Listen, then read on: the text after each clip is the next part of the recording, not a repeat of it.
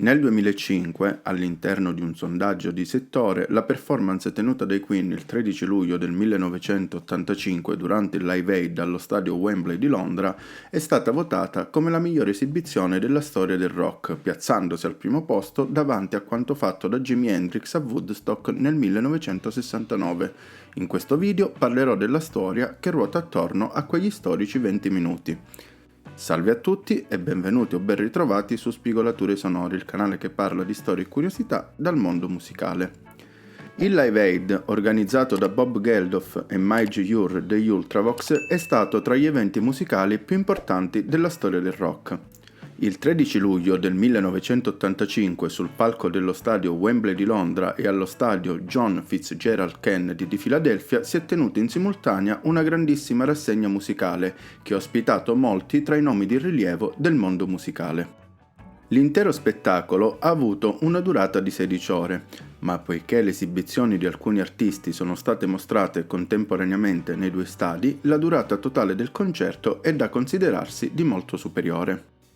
Oltre al pubblico presente dal vivo, circa 72.000 spettatori a Londra e circa 90.000 a Filadelfia, il tutto è stato trasmesso via satellite in 150 paesi e si stima sia stato seguito da quasi 2 miliardi di persone, rappresentando quindi il più ambizioso progetto di trasmissione satellitare internazionale mai realizzato fino all'epoca.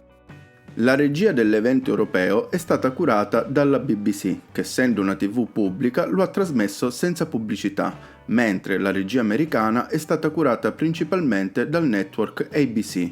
MTV America ha offerto una trasmissione simultanea e completamente separata, con audio in stereo via cavo.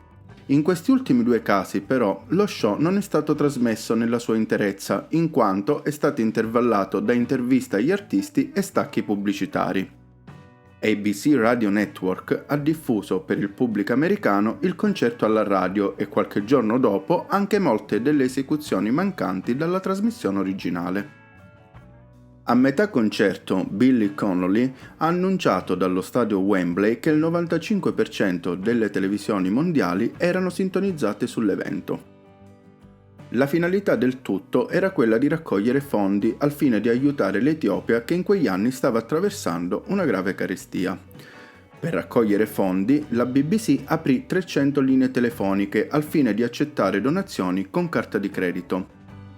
Dopo quasi 7 ore di concerto, Bob Geldof, controllando quanti soldi fossero stati raccolti, vedendo che la cifra era solo di 1,2 milioni di sterline, si diresse ai microfoni e disse: «La gente sta morendo ora, dateci soldi ora, datemi soldi ora». Nei giorni successivi la stampa valutò la raccolta fondi tra i 40 e i 50 milioni di sterline. Oggi la cifra totale raccolta per merito dei concerti viene valutata intorno ai 150 milioni di sterline. Ognuna delle due parti di concerto si è conclusa con il proprio inno continentale All Star contro la fame, con la Band Aid a chiusura del concerto in Gran Bretagna con Do They Know It's Christmas e USA for Africa a chiusura del concerto statunitense e quindi dell'intero evento con We Are the World. In questo caso USA del nome della band si intende come l'acronimo di United Support Artist e non United States of America. Proprio il lancio della canzone Do They Know It's Christmas da parte della Band Aid, uscito il 13 dicembre dell'anno precedente, aveva gettato le basi di tutto il progetto che culminò per l'appunto il 13 luglio dell'anno successivo con lo storico evento live. L'idea di realizzare una canzone coinvolgendo un grande numero di nomi della scena musicale per raccogliere soldi a favore della popolazione etiope venne a Bob Geldof dopo aver visto un reportage della BBC che parlava di ciò che stava accadendo in Africa. Come detto nel video, dove racconto la storia che ruota attorno ai concerti tenuti dai Queen a Sun City in Sudafrica, la band non fu invitata a prendere parte alla registrazione del brano.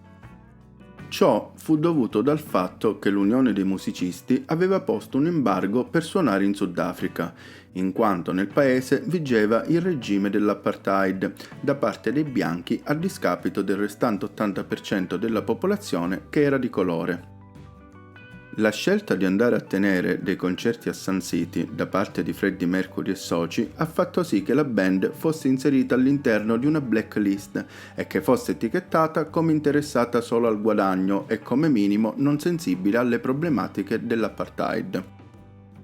Nonostante sulla partecipazione dei Queen al Live Aid si sono susseguite voci che dicono che Bob Geldof in persona non li voleva inserire all'interno della lista degli artisti presenti e che sia arrivata un'imposizione da parte della casa discografica della band, le dichiarazioni ufficiali da parte del diretto interessato raccontano una storia diversa.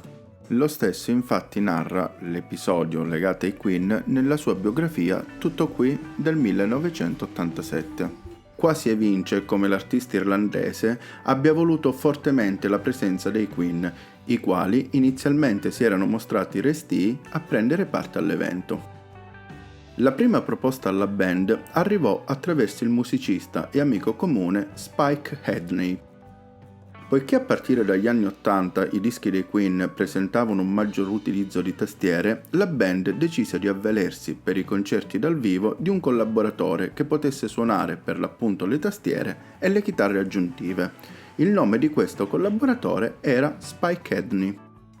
Il polistrumentista collabora tutt'oggi con la band e nel corso degli anni ha seguito nei vari progetti paralleli Roger Taylor e Brian May. Hedney, oltre a suonare con i Queen, aveva collaborato alla realizzazione del disco Fifth Deep del 1982 dei Boomtown Rats di Bob Geldof, suonando il trombone. Durante una pausa dai Queen, Hedney era tornato a suonare con Geldof e in questo frangente gli era stato chiesto di avanzare la proposta ai Queen di partecipare al concerto benefico che si stava preparando. I quattro però declinano questo primo invito e rifiutano anche quando fu direttamente Bob Geldof a contattarli. I motivi di tale decisione erano molteplici, infatti non solo Mercury si era risentito per non essere stato invitato a prendere parte al singolo Do They Now It's Christmas, ma i quattro che dal vivo curavano ogni minimo particolare dei loro spettacoli non credevano nella buona riuscita di un evento di tale portata dal punto di vista tecnico. Oltre a questo, in quel periodo la band non navigava in buone acque, infatti, oltre al passo falso dei concerti di Sun City, dal 1982, a causa del flop commerciale del disco Hot Space, le loro quotazioni erano al ribasso e nonostante il successivo The Works avesse un po' ravvivato la situazione grazie al singolo Radio Gaga, negli Stati Uniti la cosa non era migliorata, anzi, il videoclip di I Want to Break Free, dove i quattro compaiono vestiti da donna, aveva fatto perdere ulteriori consensi alla band. Inoltre, Freddie Mercury aveva pubblicato, anch'esso da poco, un disco solista, che si era rivelato essere un flop commerciale. Da tutto questo, la paura di non riuscire a garantire una performance secondo i loro standard, cosa che probabilmente avrebbe mandato i Queen in frantumi. Bob Geldof però riteneva che il Live Aid avesse bisogno dei Queen e che quel palco era il posto dove la band e soprattutto Freddie Mercury potevano dare il meglio di sé. Per questo motivo al rifiuto non demorde e contatta il manager Jim Beach. Contrariamente ai Queen, Jim Beach comprende che la portata della cosa sia un'ottima opportunità per rilanciare la band e farla contribuire a qualcosa di storico e importante, quindi chiede del tempo a Geldof per convincere i quattro. L'ultima a sciogliere la riserva fu Freddie Mercury. Fin da subito la band fu onesta ai microfoni, dichiarando che sarebbero saliti sul palco sia per sostenere la causa, ma anche perché quello sarebbe stato un evento rock unico che non si sarebbero potuti permettere di perdere. Ci fu anche modo di togliersi qualche sassolino dalla scarpa, dichiarando che avrebbero gradito prendere parte anche al progetto Band Aid e relativo singolo, ma che la cosa non era stata possibile. Presa la decisione di partecipare, si lavorò in primis sull'orario dell'esibizione. Jim Beach e lo staff del gruppo volevano che i quattro chiudessero l'evento, cosa desiderata dalla maggior parte degli artisti presenti.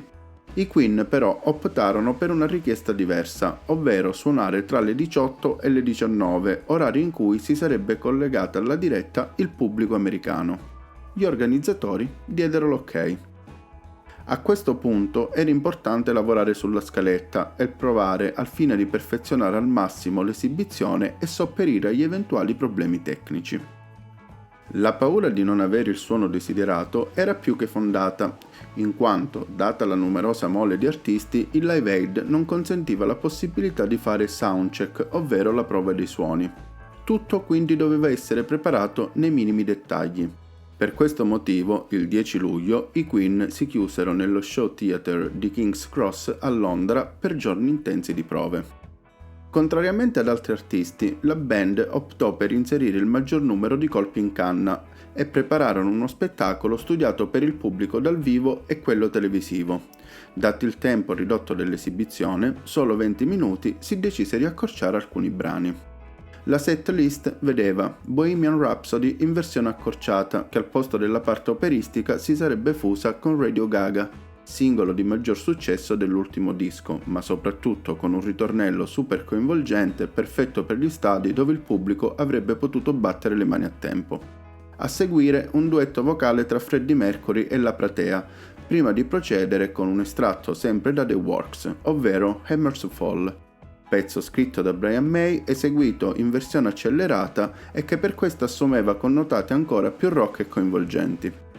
Dopo di ciò, pensando appositamente al pubblico d'oltreoceano, si decise di suonare Crazy Little Thing Called Love, pezzo con richiami ad Elvis Presley della durata contenuta e quindi perfetto per rientrare nei tempi dell'esibizione e che è stata l'unica canzone della loro storia eseguita nella TV americana e primo brano arrivato in cima a quelle classifiche. Inoltre, anche in questo caso, è presente una parte dove il pubblico interagisce con la band. Per il finale si decise di affidarsi a We Will Rock You e We Are The Champions, ancora una volta brani brevi tra i loro più famosi e veri e propri inni da stadio. Tutto era studiato in modo maniacale quando arrivò il 13 luglio.